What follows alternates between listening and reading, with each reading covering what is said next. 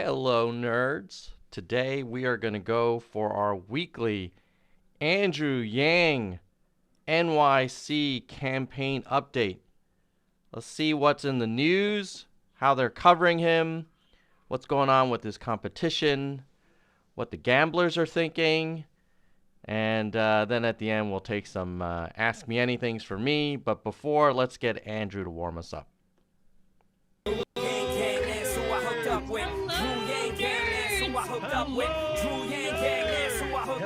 There's no place to hide now that he's arrived. I'm saying he ain't playing now with this campaign. Bang, dang, it's and Drew, come roll with the Yang Gang. Drew Yang Gang, that's who I hooked up with. Drew Yang Gang, that's who I hooked up with. Drew Yang Gang, that's who I hooked up. Yo, there's no place to hide now that he's arrived. I'm saying he ain't playing now with this campaign. Bang, dang, it's and.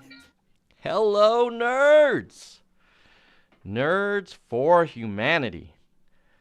Oh my god, it's been a busy week, so I haven't had an opportunity to stream for a while, but wanted to give you all an update on what is going on in the Yang for New York campaign. I know it's not quite as exciting as when he was running for president, partly because most of us don't live in New York, and interestingly enough, maybe because he is the front runner in New York, it becomes sort of less of a David and Goliath thing. I'd be curious to hear what you guys think. Do you think we would be more interested in the Yang NYC campaign if he weren't the front runner? Possible, but at any rate, let's see. I guess the question is he the front runner? So let's take a look and start with news coverage. So let me see if I can get this bad boy sharing. I think I do this. Oh, thanks for the like. Appreciate it. Whoever did that. All right. Let's go. Here we go.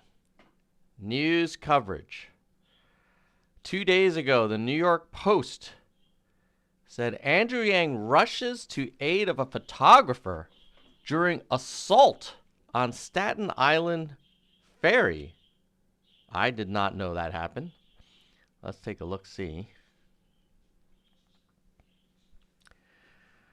Andrew Yang rushing to aid of a photographer.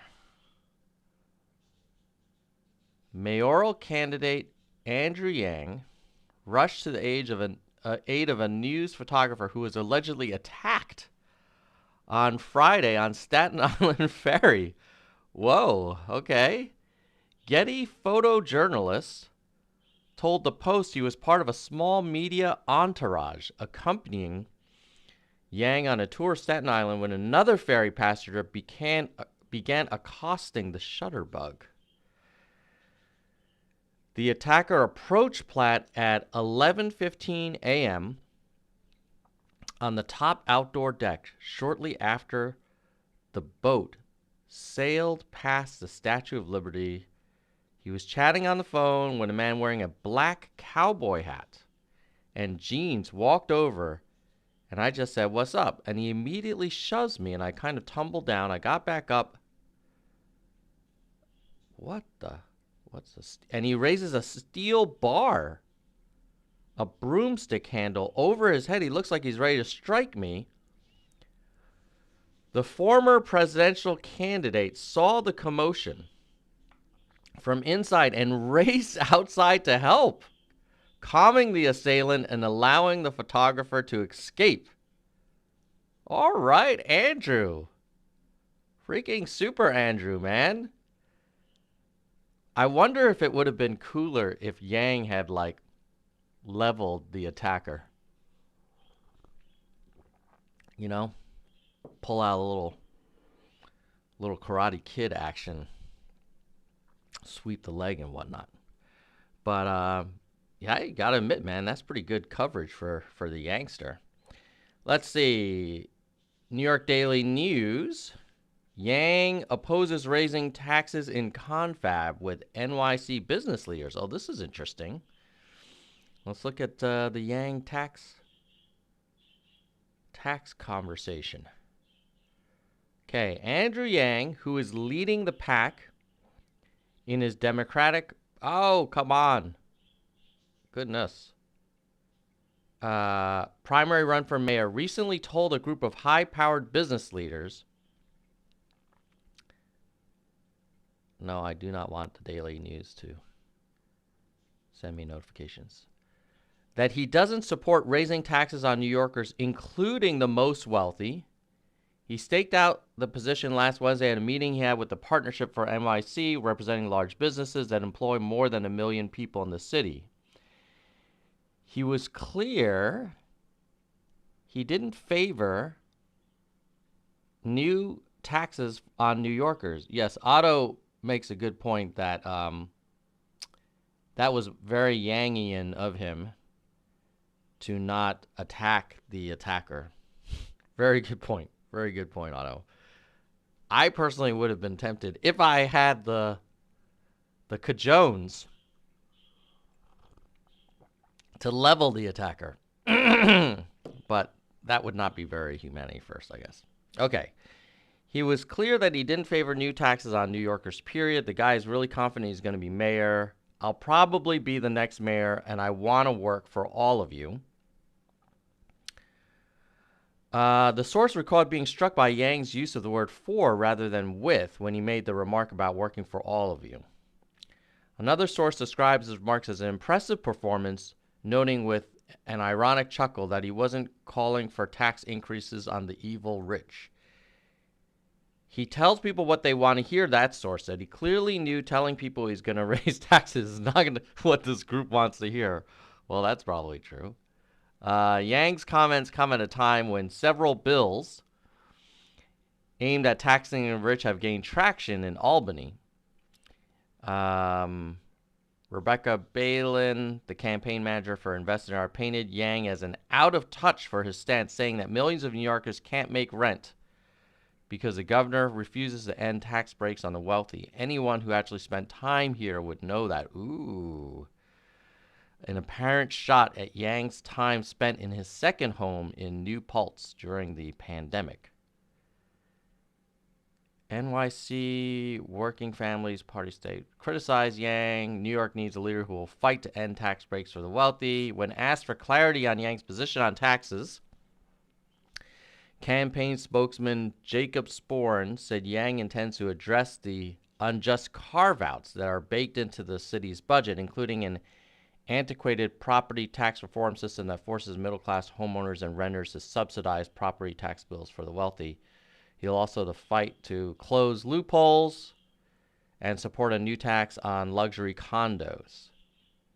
So it sounds like Yang is going to raise taxes, but he's not going to maybe go after the rich in a kind of super hardcore way, which, you know, sounds reasonable.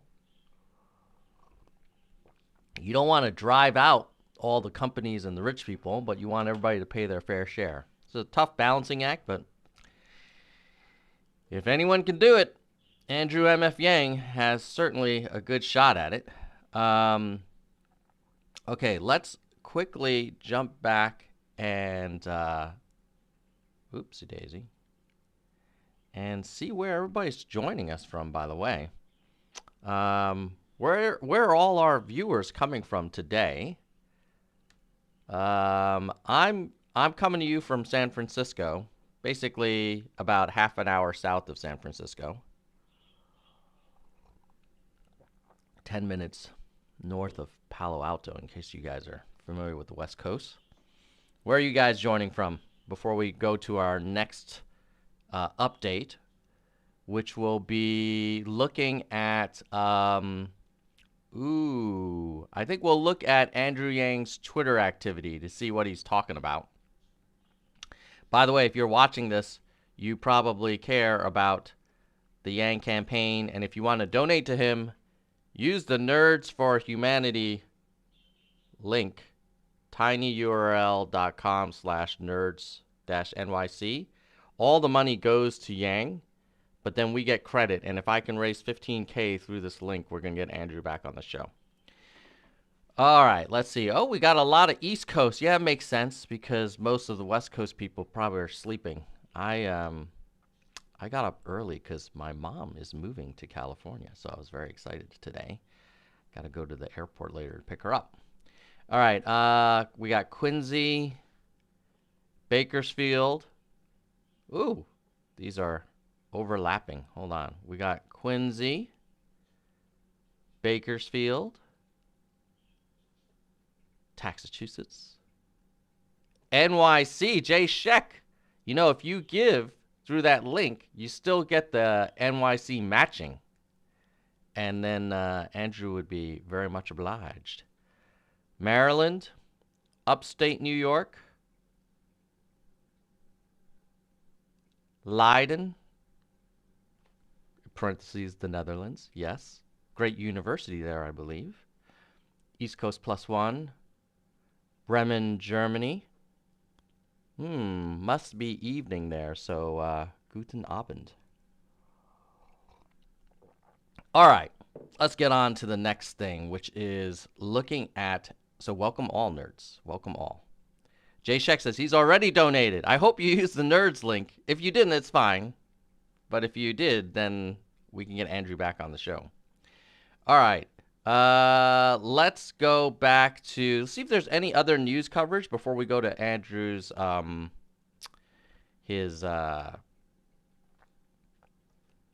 God, this thing keeps, there we go. All right, before we go to Andrew's Twitter activity. Okay, so we talked about the tax stuff. The poll, we know that was 18 days ago. Yang still in the lead. You got Stringer, Adams, and Wiley kind of nipping at his heels, keeping it interesting.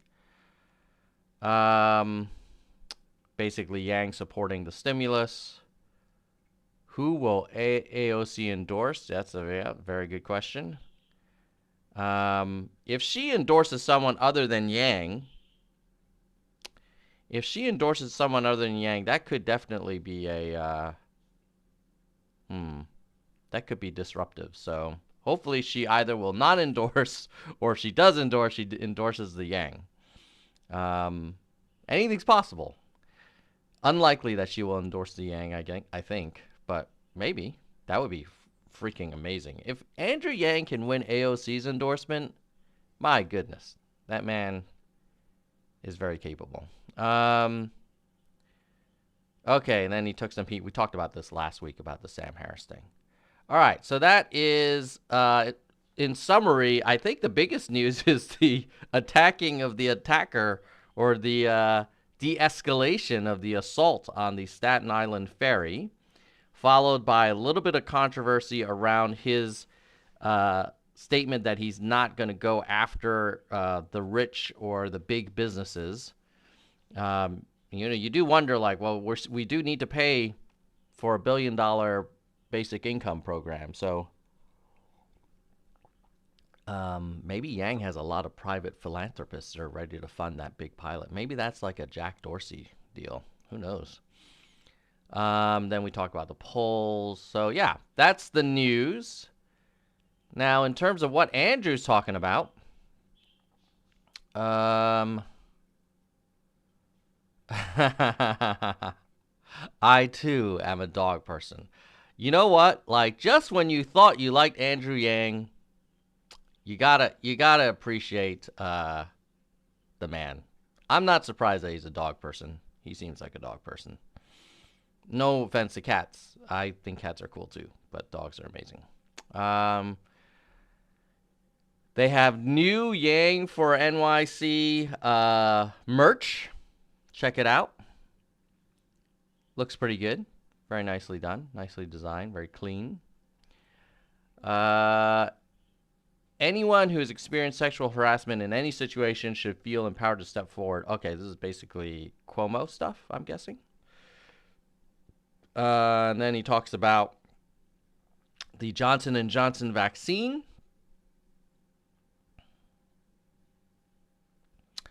And then it looks like he got some Thai food that That looks pretty good. I'm guessing that might be crab fried rice, maybe. Is this that Thai kind of papaya salad? I'm not sure what this one is, but it could be some kind of pad Thai. Well done, Mr. Yang. Well done. Then he talks about violence against the Asian American community, which is really disturbing in New York and, frankly, San Francisco and LA. You gotta wonder, was all of the talk of the China virus and the Kung flu and China unleashed this on us, China attacked us, that language from President Trump and his supporters and his administration, did that contribute to this spike? I think a 900% increase in anti-Asian violence. I mean, I guess you guys probably have seen these videos, like people, like just random people pushing like elderly Asian Americans into the street, stabbing them. That's some BS, man. Like, at some point, the Asian American community should not just roll over. At some point, that needs to be kind of met with a, what's the word? Proportionate reaction. All right. Let's see. Yeah, more stuff about Asian Lives Matter. And then child tax credit increase. More stuff on the Asian violence. Stimulus plan. All right. So that's what Yang's been up to. Pretty not super controversial, and as a front runner, you would think that that's probably a good thing. We don't need a lot of drama. Oops. Sorry. All right. Now let's look at the gamblers. Do the gamblers think that Andrew Yang is still in the lead? Before I forget, can you remember to like and share this stream? Especially share it on Twitter, because this is just going on YouTube, so all our tweet homies may not be aware that we are live. Okay, so now let's look at what the gamblers think. The gamblers are liking the Yang. They still have him. Last week it was also around 47%, or 47 cents. With Adams. Ooh, Stringer looks like he's taking it in the shorts. He and Adams were similar. So it looks like Stringer's going downtown, and maybe Maya Wiley is going to be the new Stringer. Now, if you take the Maya Wiley, you swap her with the string, then you give her an AOC endorsement, and you got a very interesting race. So don't count out any of these contenders. Yes, Yang is most likely, but like they say in many complex endeavors, you really have to try and finish strong and run across the finish line. Oh, Ethan is asking, hey, when is the next mayoral debate? That's a good question. Let's ask the good old Google. Next NYC mayoral debate. So for those of you who want to know, what? Where's the debate? That's a recap. When's the next one? Candidate debates? Maybe that one.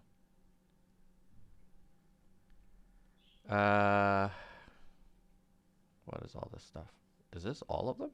Holy shoot, that's a lot. Oh, those are the applications. Okay, but when are the actual debates, dude? Those are the past debates. Well, that is a very good question. I cannot find the answer to that very quickly, but maybe the good old Wikipedia will have it for us.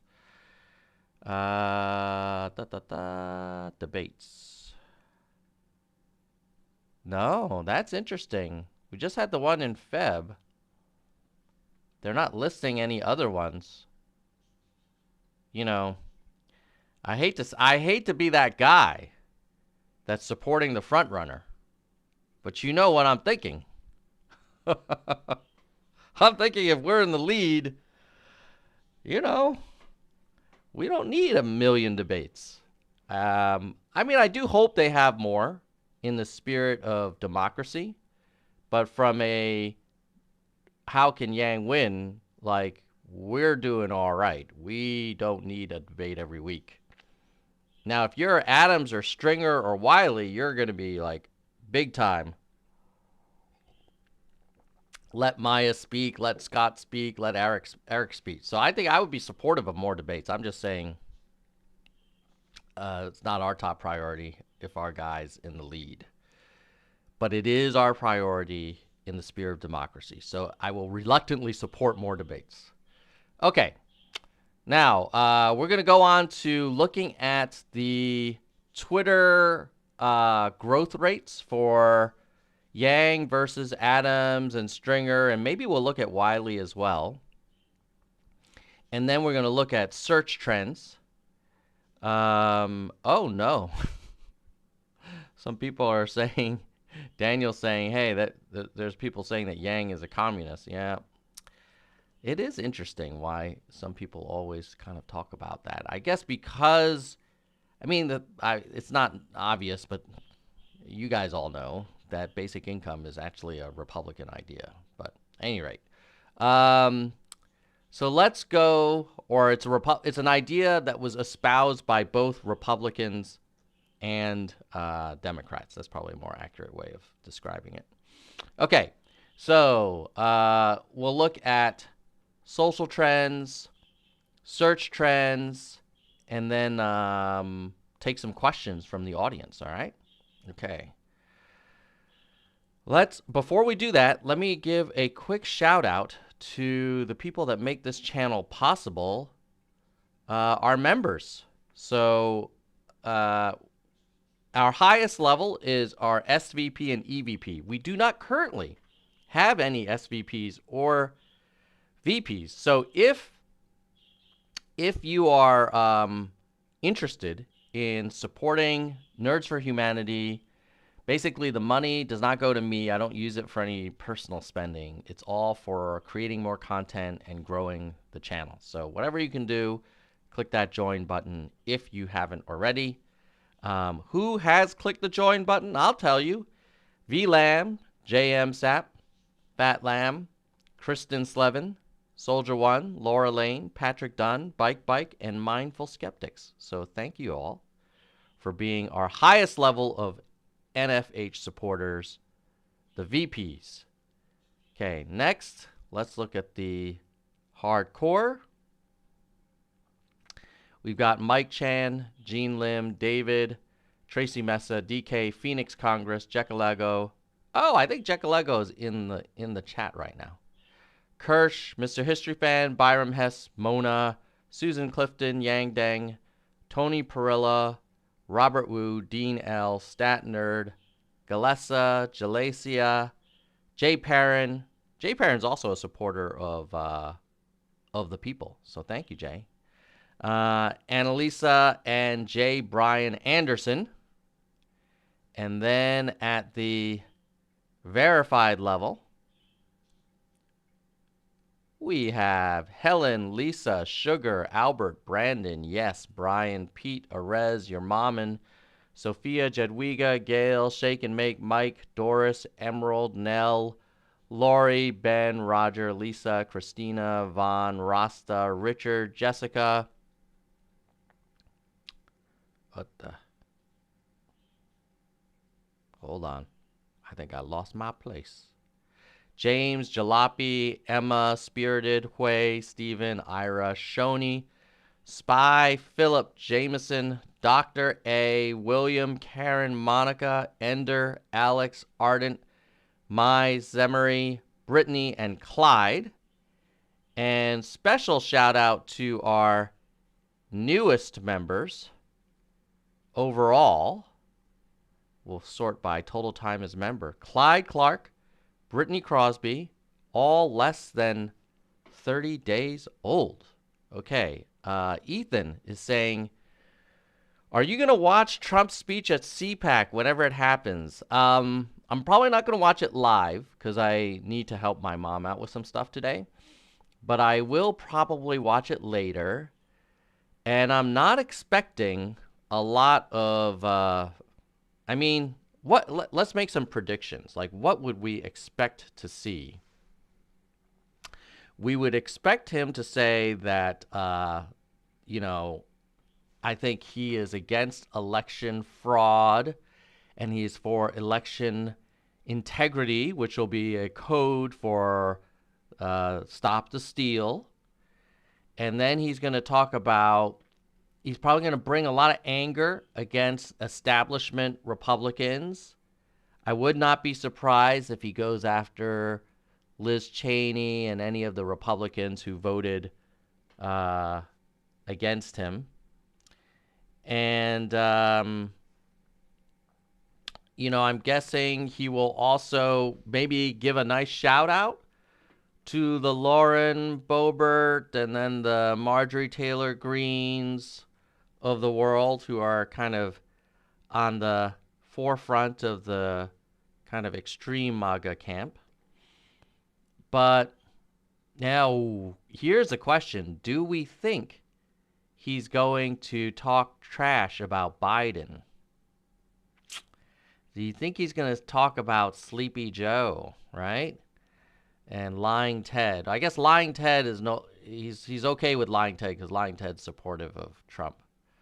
But that'll be interesting. So we'll see. I mean, I don't know if you guys saw this video that was kind of getting flying around of, well, you know what? Since you asked, let's take a quick look. We'll look at some of the CPAC stuff together in a minute. But let me finish the Yang NYC update. All right. Otherwise, I can talk for a long time about Republicans and my disappointment in them. Okay, so let's start with Twitter stuff. Okay. Whoopsie daisy. We're going to look at Twitter trends. We know that Yang's kind of the Twitter leader in terms of number of followers and whatnot, but let's see who's growing. So here we have Adams, Yang, and Stringer. Obviously, Yang is way ahead with over 2 million followers, and Stringer with 13,000, and Adams at almost 4,000. However, let's see about daily ads. So yesterday, Yang added 800, Stringer 67, Adams 28. On Feb 27, Yang added 129, Stringer 30, Adams 17. On the 26th, Yang 100, Stringer 47, Adams 21. So Yang is growing more than the others, but not 10 times more. Looks like 2 or 3 times more. Well, sometimes 10 times more, depending on the day. So he's definitely maintaining his lead.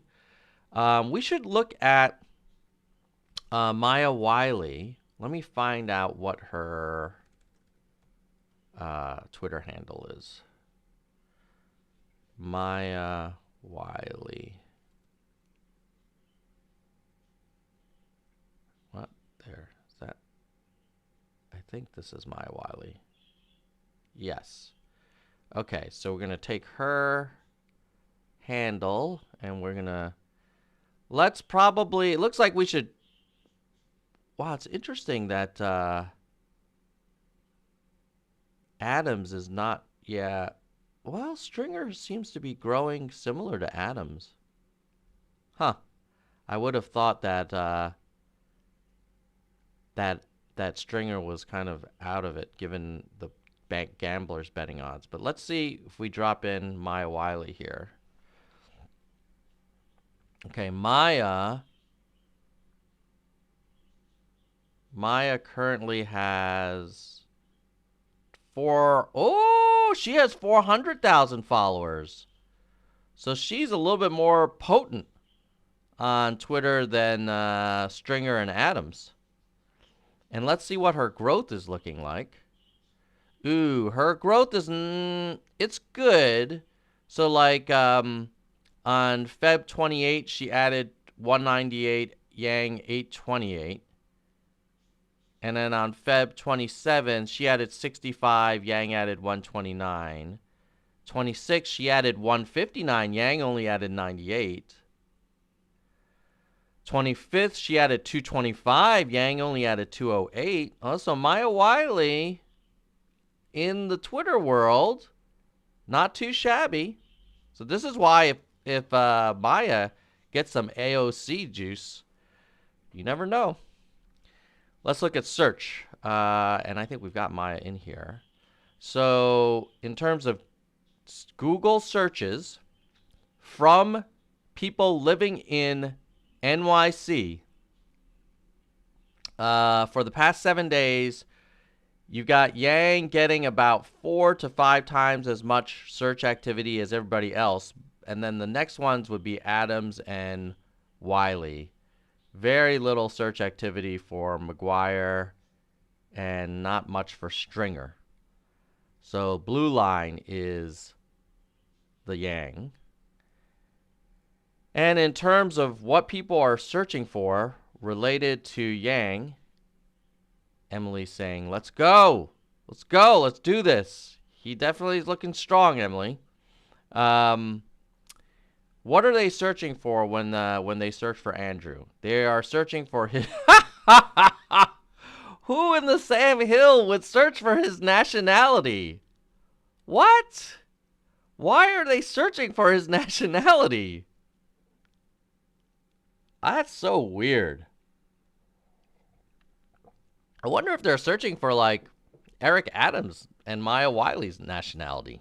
Why would anybody be searching for Andrew Yang's nationality? That's so strange.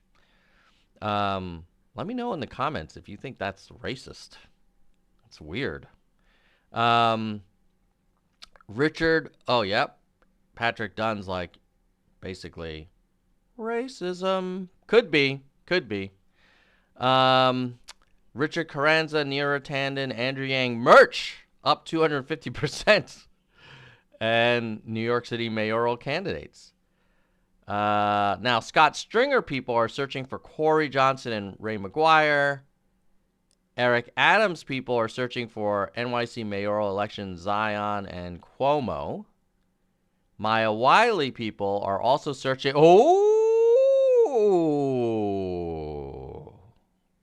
You see that? You guys nerds? Nerds, you see that shit? People who search for Maya Wiley... Okay, over here, are also searching for this mofo. That is very good. Now, there's only 2 explanations for that. That people who are supporting Wiley maybe are thinking about the Yangster as their second choice, which would be great. We would welcome you. Or it could be the other way around, that people are supporting Yang, maybe thinking about Wiley. So, reminder to the Yang gang, please be humanity first and kind and respectful to all supporters of other candidates. This is a ranked choice voting election, and we want the Yang gang to be known as very positive, kind, open-minded, supportive. Okay, because we want the Wiley supporters to join forces with us so that we can all help New York together. All right, so now people searching for McGuire, on the other hand, are very interested in his net worth. So there you go. That's a search activity. Now, as a reminder, if you are following this stream, you probably want this man to win, this Asian man up here. If you want to help give him some money, which he needs, because nothing is done till it's done, and New York is a very expensive city to run media. So think about donating to him via my special link, which I'll remind you is right here, tinyurl.com/nerds-nyc. And I'm going to put that in the chat. Tiny URL, even if it's just like $5-10, nerds-nyc. All that money goes to the Yang campaign directly. It's just an ActBlue link, basically redirects to an ActBlue link. And if you're in New York, the matching stuff still works. The only difference is that when I ask the campaign to get Andrew M.F. Yang back in the Nerd Zone to talk with me for a long-form conversation, I can say, hey, you know, the Nerds followers and supporters have supported your campaign, so help us out. Oh, and JL, thank you very much for the super chat. Much appreciated. Supporting channels like this, yes.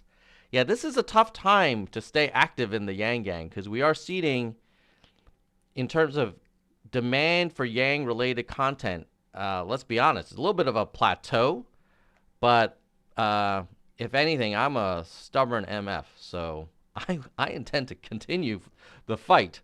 Number one, because we may get the first, mayor of NYC who's going to back a, what is it? $1 billion UBI pilot. That's a pretty big pilot. That would be historic. And I'll be transparent. I think it would be cool to have an Asian American mayor of a major city, especially given all this crazy anti-Asian hate and violence. And then also, I'll be also fully transparent. I think a great mayoral administration under Yang that delivered results for New York in the long run positions him to do more for the country. So because of all of that, if you donate, please consider doing it at tinyurl.com/nerds-nyc. All right. Now, we're going to take some questions from the audience. So ask me anything, and I'm happy to answer it. And while you're typing in your questions, if there are any, I wanted to also give you guys an update on my nonprofit project, Of the People. And this is our opportunity to help support local candidates from the grassroots level. And the big insight here is that if you're mad about your Congress and you're mad about your senators or your presidential choices, 80% of them started out running for local office.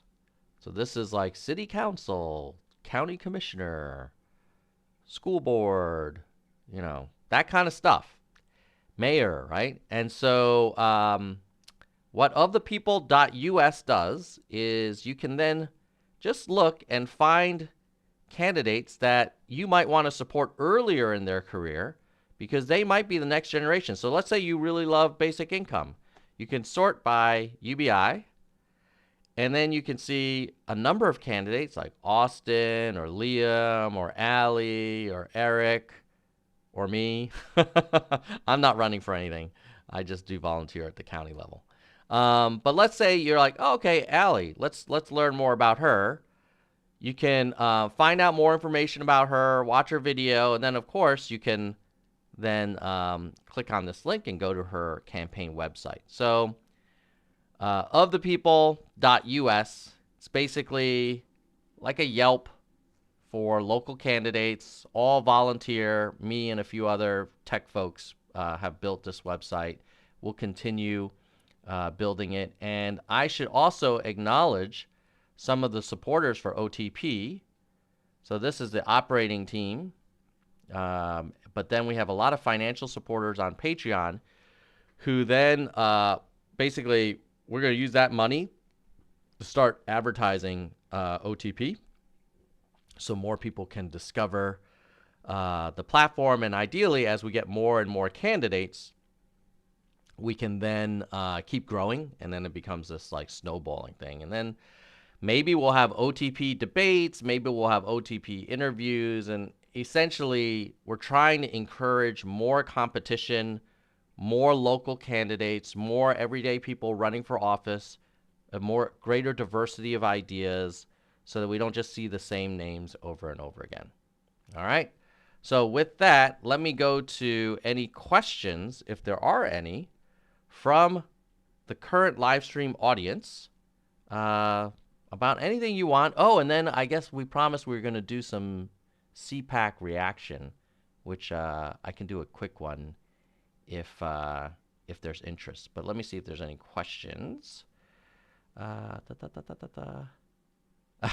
Ethan saying, when I said I'm a stubborn MF, yeah, you will not. I'm gonna show up in your feeds. Sorry, nerds. You're the one. You know, like, we're in it together, man. Let's make it happen. Let's make this country. I was about to say great again. Let's just make this country as great as it can be. How about that? Biggest readjustment since returning to the U.S. from Europe? Great question, Maple. Number one, I love the food in... Ooh, it's out of focus. Weird. Oh, okay, there we go. I love the food in California. I much prefer California food options to Switzerland food options. Now, if you love cheese and you love very wholesome organic food, Switzerland's great. Chocolate, for sure.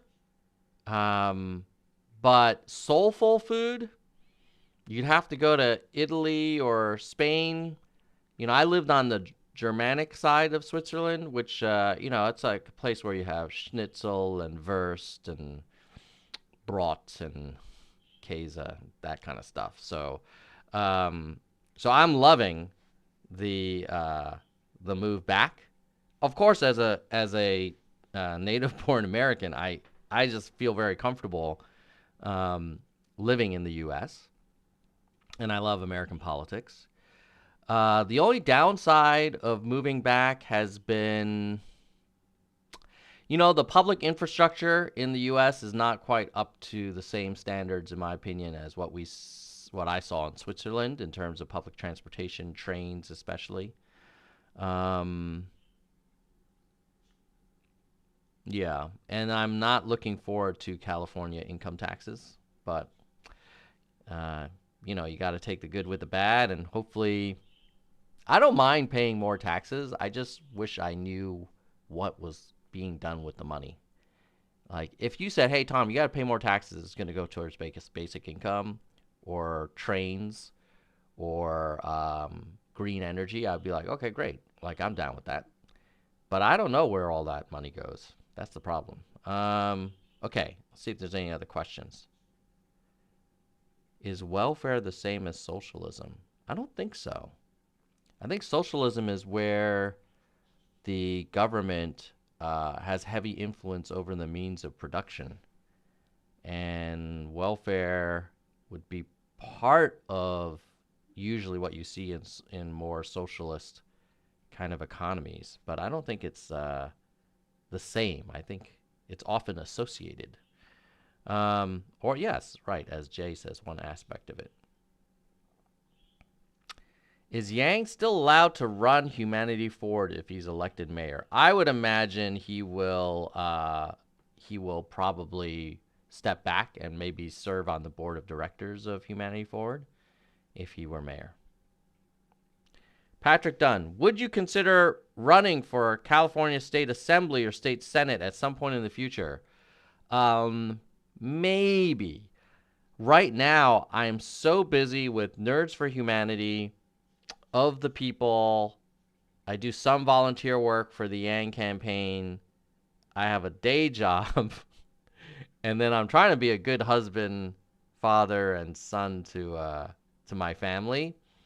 So it's pretty intense. But I will tell you that if there were a way that I can be helpful. Oh, I also am volunteering for the county on some um, vocational training kind of initiatives. So super slammed at the moment. But yeah, you never know. I wouldn't rule it out someday in the future. Maybe when the kids, probably like if the kids are more independent. Right now they're still in junior high. Okay, let's see if they're. Are you a cat or a dog person? Okay, so I am for sure a dog person, but I'm not an anti-cat person. So I have a yellow lab, female, 5 years old, just a heart of gold, the best dog ever, and really smart. Like, I know what you're thinking. I know what you're thinking. Like, oh, he has a lab. Very friendly, but not the sharpest knife in the drawer. She is actually a really smart dog. Very smart dog. And we've done some testing on her with different like dog puzzles, and she's like the nerd lab. But I will tell you that I have a weakness for a beautiful like bluish gray dark kind of colored cat. And like a Scottish fold. Oh my god, just so regal. But if I had to choose, I'd go for my dog. Let's see. What platform did you build your website? So it's powered at the foundational level by AWS. It's built mostly in Scala, I think, or maybe just straight up Java.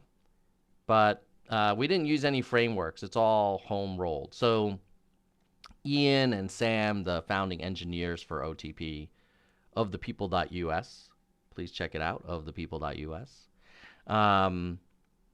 They work in the tech industry, so they and Ian in particular is pretty grumpy about using frameworks and other people's stuff. He likes to just build it himself so that we have maximum flexibility, which is why we're going to be adding a lot of new features to OTP every month. And our view is like, there isn't a Yelp for local candidates. I mean, there's Ballotopedia. There's a few places you could go, but I feel like we need more options. And since we work in tech, we love building products. And if there's a way that we can be helpful, then we're excited to do it. Do you think Pete Buttigieg will set the U.S. on track to better trains? He might try. I think the challenge is the U.S. is so freaking huge. It'll be hard to do a cross-country train system that's really well done. But you could think about a regional, like these regional lines. Like, what if he just picked the New York to DC line or New York to Boston line and really try to make it awesome? You could argue it'll create jobs. It's an infrastructure project, but yeah, honestly, if as much as I love trains, I would probably be more in favor of a carbon tax that made it less attractive to burn fossil fuels all the time, and that could then increase the incentives for people to think about good public transportation. But yeah, we'll see what Buttigieg does. Let's see.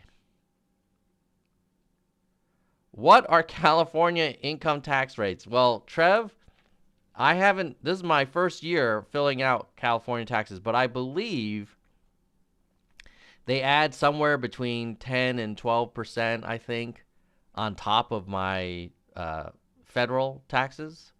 So it's a pretty big amount.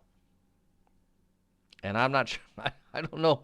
I don't know what they do with it, because I will say our highways here are pretty good, but the train system I don't think is that great. And the schools are okay, but I don't know, like 12% state income tax. Like, what is all that money going to? I don't know. Let's see. Oh, Jen is saying I forgot about Daisy. Yes, Daisy is awesome. Since you guys ask, I gotta show you a picture of Miss Daisy. She's so beautiful. This dog. And then we'll go on to the CPAC reaction. But first, I cannot resist an opportunity to show. Okay, so oftentimes, not today, but oftentimes, this is what it looks like underneath my desk. Sometimes when I'm at work, or maybe even when I'm streaming. Unfortunately, today she's not here. The kids are playing with her. But yeah, that's Miss Daisy. She's awesome. And as I mentioned, she's beautiful and gentle and positive and friendly and loyal and caring. It's like, oh, love that dog. Love, love, love that dog. All right. Whoops. Hold on. Did I just... I think I just closed the browser. VLAM, what aspects of government society in Switzerland would you think would be nice to have in the U.S.? That is a great one. Well, Switzerland has basically Obamacare. So they require everybody to have health insurance. And their argument is that if everybody has access to the emergency room support, then everybody should get covered. The same way, like, everybody needs car insurance if you're going to drive around in a car. So they have these exchanges. They have minimum standards for health insurance. So I think that works, and it results in less people, having severe health problems because of inability to get insurance. Definitely, like I said before, the public transportation is very common for Swiss people not to own a car, and for very wealthy Swiss people not to own a car. And it is very common for people who have the nicest cars around to still choose to take the train because it's so convenient, it's so clean, it's so modern, it's quiet. Yeah, I do miss that. So, okay, now let's go to we'll do one CPAC reaction, and then I'm going to have to break because I need a little break. And then in about half an hour, we're going to have Fred the Felon. So we're going to do another Nerds live stream with Fred the Felon. So if you're interested, go look out for it. And if you're not subscribed, please subscribe. And if you haven't yet, like this stream and share it. All right. So I promised that we do one CPAC reaction. I'm thinking we do the Sanchez one, the Don Jr.'s girlfriend speech. But if you guys prefer, let me know if you want me to look up the Don Jr. speech maybe, or I don't know who else spoke. Oh, didn't Lauren Boebert talk about it? Maybe we'll see if I can find a Lauren Boebert one, because she's always saying stuff that the MAGA folks love, but then I find like, what? What does that even mean? Let's see. Lauren Boebert, CPAC 2021. Okay. Yeah, here's a little clip of her. Just a few minutes. Hold on one second.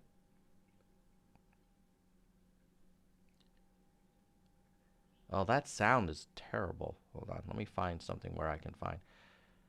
How about this one? Okay, here, this one. Guys, I'm just trying to save you from watching a bunch of ads. Hold on. Oh, Jesus.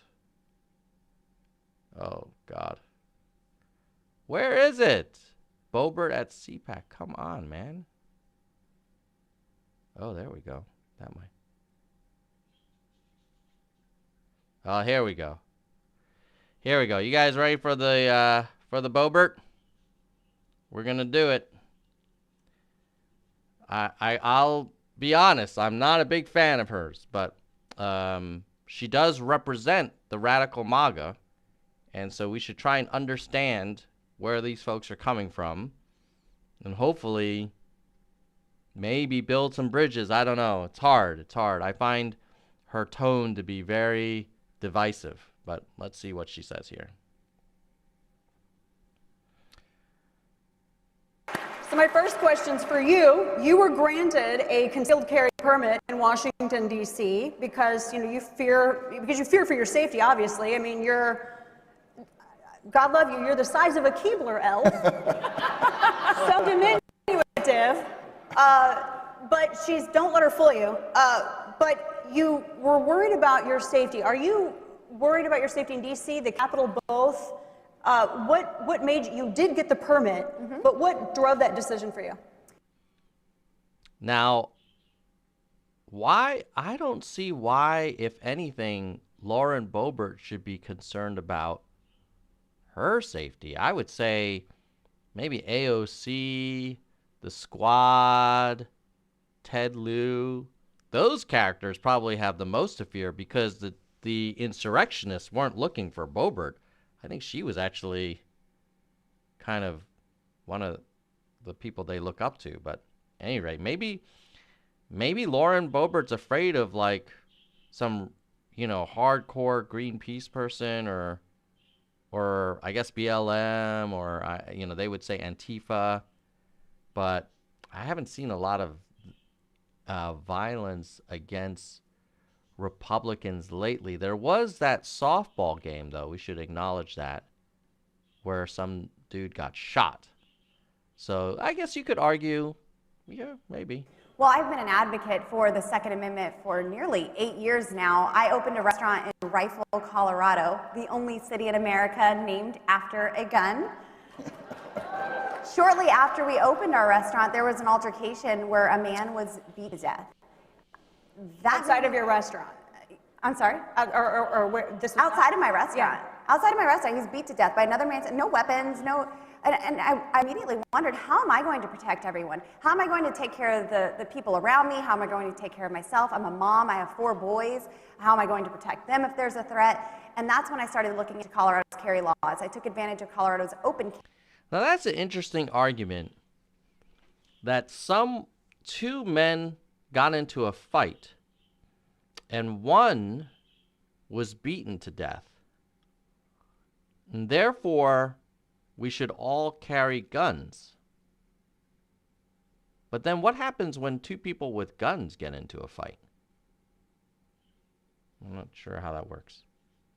Like, it would have been a different story if she said, hey, someone outside my restaurant was shot by some criminal, and therefore I, as a law-abiding citizen, wanted to, have equal kind of force. But this was 2 unarmed people fighting each other. And so, I get it. That I think the argument is, hey, it's an unsafe place out there in general. I want my own gun. I'm going to open up a restaurant that supports that. Carry, and I began to carry in our restaurant. My waitresses began to carry, and I saw how Democrats want to take that right away from us. You know very well, Beto O'Rourke told all of us what they intend to do. Hell yes, we're going to take your AR-15s and your AK-47s. He didn't. No, he did not. No, because I drove down to his presidential. So that's a very common, I think, CPAC theme, that the Democrats are going to take away all of your guns. I think Beto is not the standard bearer for the Democratic Party, but moreover, I think he was talking about assault rifles, and he was responding to the crisis of, shootings in schools and public shootings. We could disagree about, hey, should you have an AR-15 or not? Is it that different than having a semi-automatic Glock? I don't know. I think it is, because if it weren't that different, then people wouldn't be buying all these ARs, right? But I hear you. That's a big argument on the Boebert camp. That, I mean, I think they said the same thing, that if President Obama was elected in 2008, that the Democrats will take away all your guns. And there was a run on guns, and there was a run on ammunition. And then the argument was, no, but in 2012, if he gets reelected, Barack Hussein Obama is going to take away your American red-blooded guns. And there was another run on ammunition and guns. And it got a lot of Republicans elected to Congress. But it's a little bit of a boogeyman, I think. Now, you could argue the Democrats maybe make similar arguments. I guess the equivalent would be the Democratic Party arguments around abortion rights, probably. But, yeah, the gun thing is definitely a very big energizing factor for CPAC. If the Trump camp didn't have the gun issue, like, I don't know what they would talk about. I guess they would talk about immigration and then abortion. Probably those would be the big ones. Rally with my Glock on my hip and told him, hell no, you're not. All right. But it's very much. All right, so now she's taking credit somehow for protecting everyone's AR-15 rights by going to his rally with a gun on her hip. He's very big. I think there's a culture in the MAGA community of owning the libs, and you're not going to tell me what to do, and I'm going to purposely open carry at your political events just to kind of stick your face in it. And you just wish that, hey, man, if you like your guns, that's cool. Please take your gun safety course. Please store it safely. Please know how to use it. And protect yourself if you're under, any imminent threat.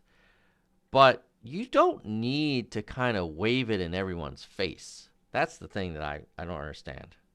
It's a safety issue. Absolutely. And, as a female, you've seen the media portrays you as being huge, tall as Vernon Jones here, who's sitting on your right. But, you're not, and I mean, there's certain statistics that go along with this. To this point, I want to dovetail off of this really quickly, because you and I were talking backstage.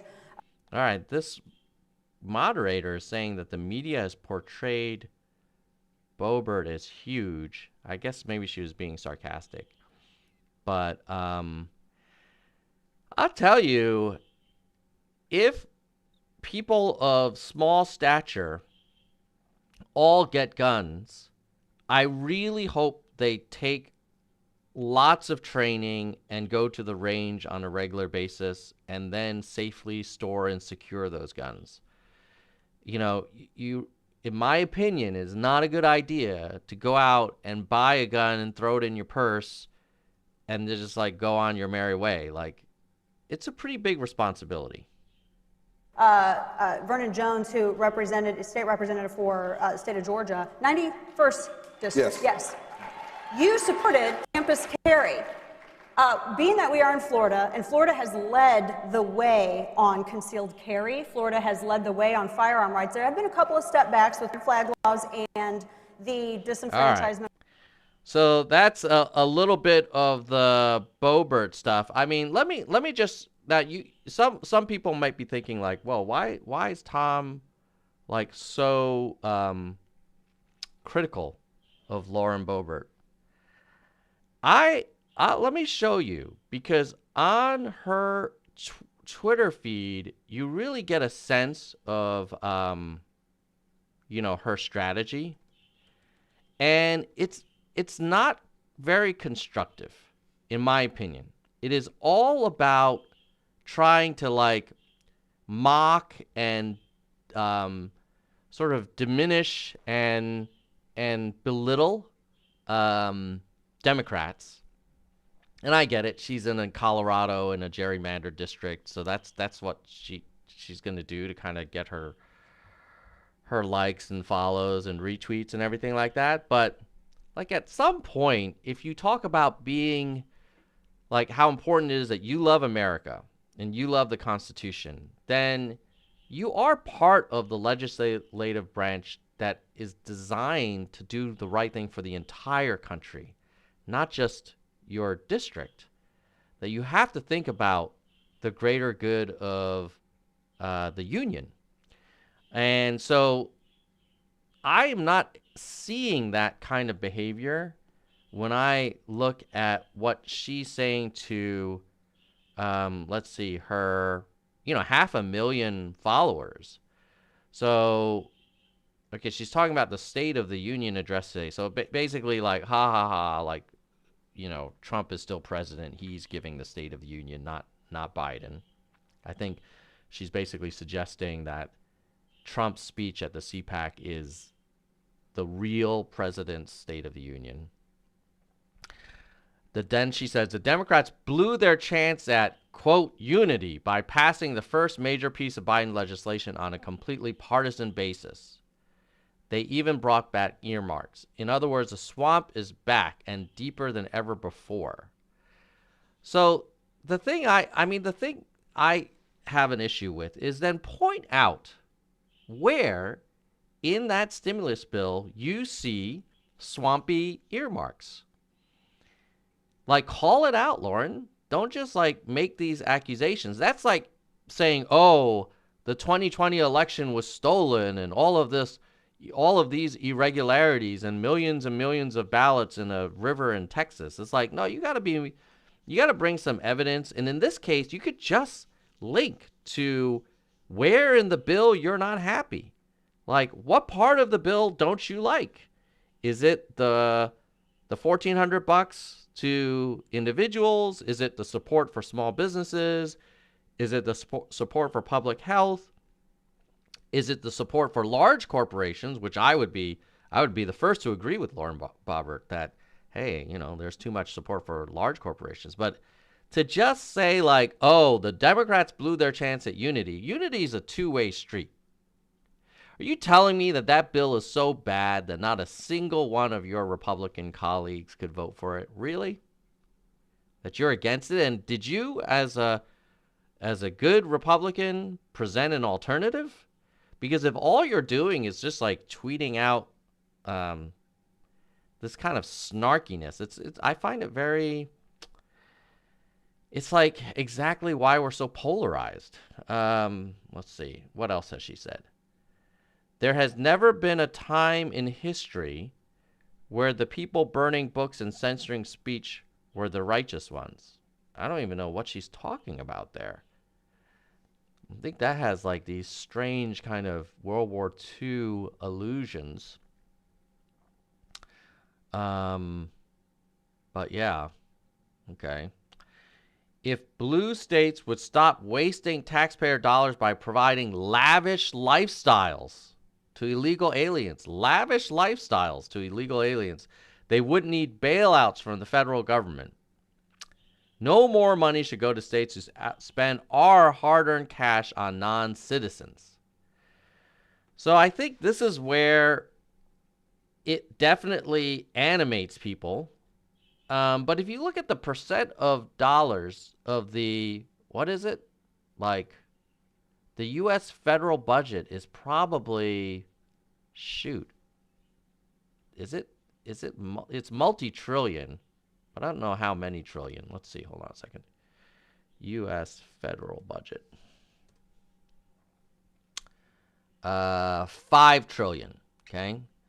So if you look at the 5 trillion and you ask yourself, well, how much is being spent on lavish lifestyles? Like this, I think this is sort of like the Reagan, was it welfare queen argument? Like people driving around in Escalades on welfare. I don't really think that happens to any degree that it makes a big impact on our budget. Like if you look at the pie chart of the federal spending, it's mostly on Medicare, Social Security, defense. It's not really on providing lavish lifestyles to illegal aliens.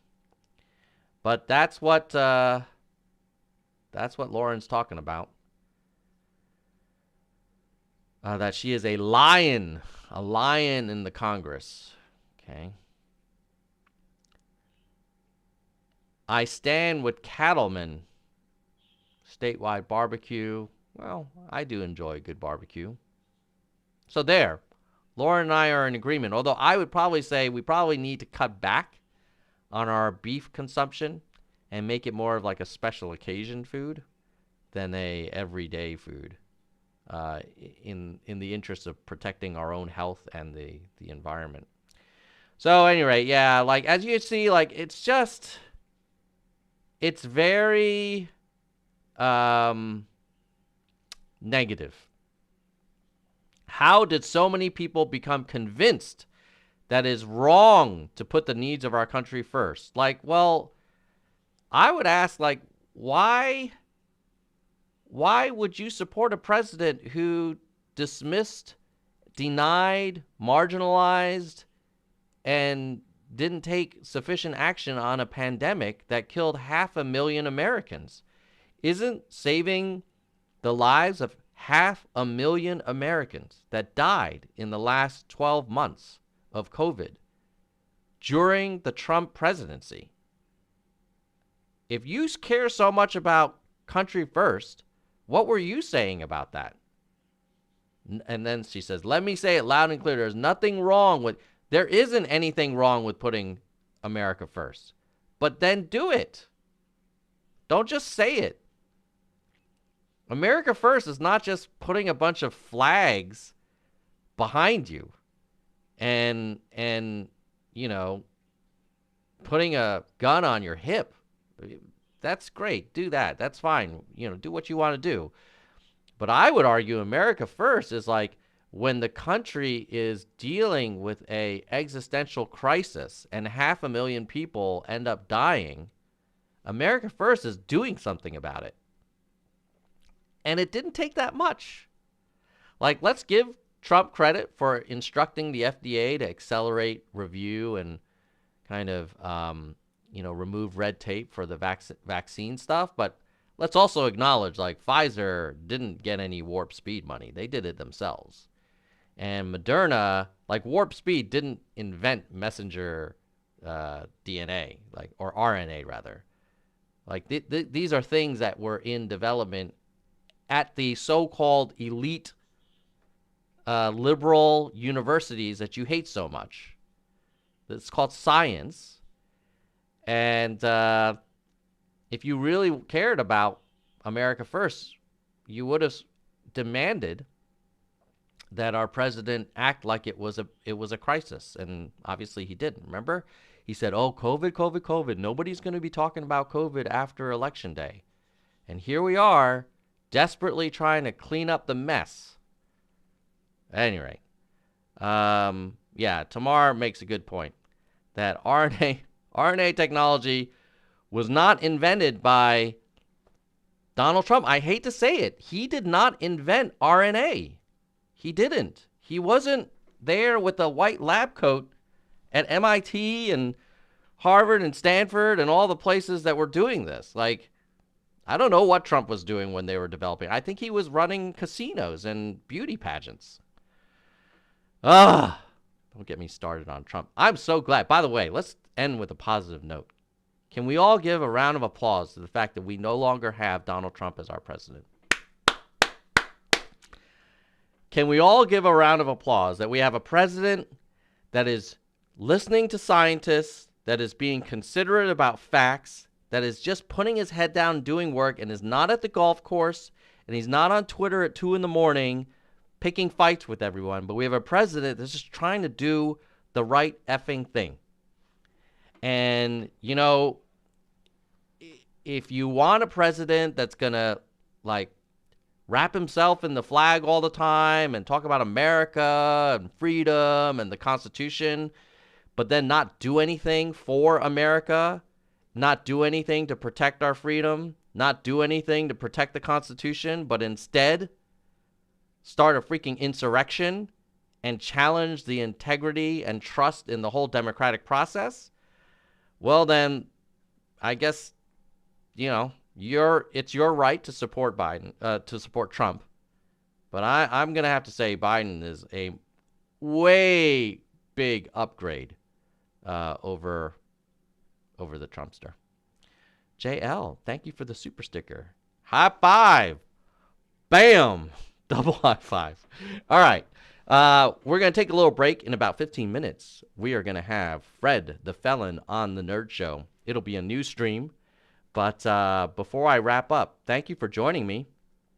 And please remember to like and share, because that's how people discover this content. So help a nerd out and like and share this right now before you forget.